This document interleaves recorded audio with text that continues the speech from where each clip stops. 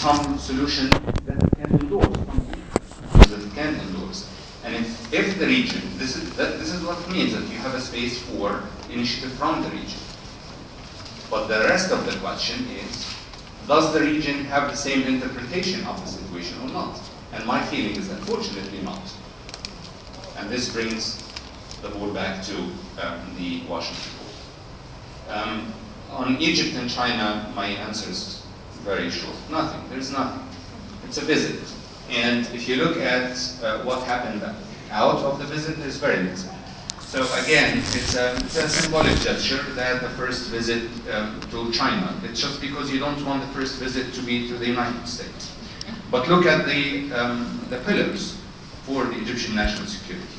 What the Egyptian national security is actually standing on. Part of it, a big part of it, is the American-Egyptian strategic relationship. Until we see changes in this, then I think it will be premature to talk about a shift or a competition. Okay, before I solve the problem of Syria, in response to this, actually I don't see China doing much more burden sharing. That China has more blue helmets in the U.S. is not really a good indicator. I think Fiji has more blue helmets in the U.S. The U.S. doesn't really like, in the UN, right? The U.S. doesn't like to put its troops under foreign command, so that I don't think it's a good indicator. I don't think China has done particularly much to take on more burden for security and order, and certainly not in Syria. So that brings me to Syria. I can't solve the problem in Syria, but I think I do disagree a little bit. I don't see the United States taking really big action, not military action, even if there's a big CNN effect. I do think that we'll probably see arming of the opposition by the United States, and I think that we might not know about it, so maybe already be starting after re-election, but I think that's where the United States will be intervening most, probably not directly. I think it's also probably too late for that. Even the CNN effect should have come already. If it were going to come, it's a little bit too late now to have a direct intervention. So I think that would be my answer to partially answer that question. Thank you.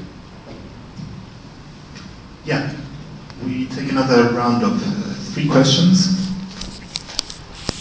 Yes. It is another point of view from Egyptian who see the relationship between America and Egypt. In a very interesting book for corpocracy, we didn't talk here today about the economic and policy.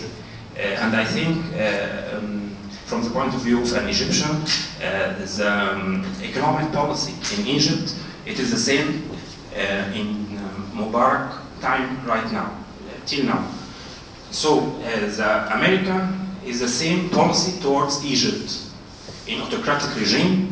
And now we are making something like democracy, but I don't think we are supporting a good economic value for Egypt.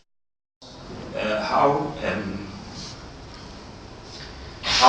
private and governments, and it is something like it is not what we want in Egypt in the future. So I don't think there is something changing in the policy from USA towards Egypt till now. I think they choose Muslim Brotherhood because they can control them. It is before they controlled autocratic regime, and now they are partnership with the Muslim Brotherhood. So there's no change. Viola, about about that if we believe that Egypt is very important for the United States on different levels, politically and strategically.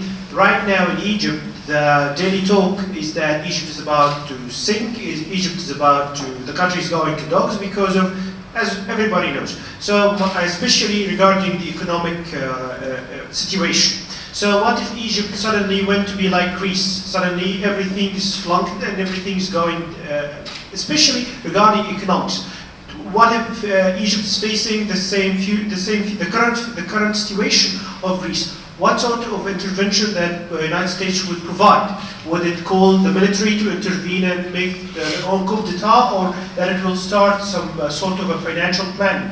What sort of power the United States would depend on? Is it going to be the soft or the solid?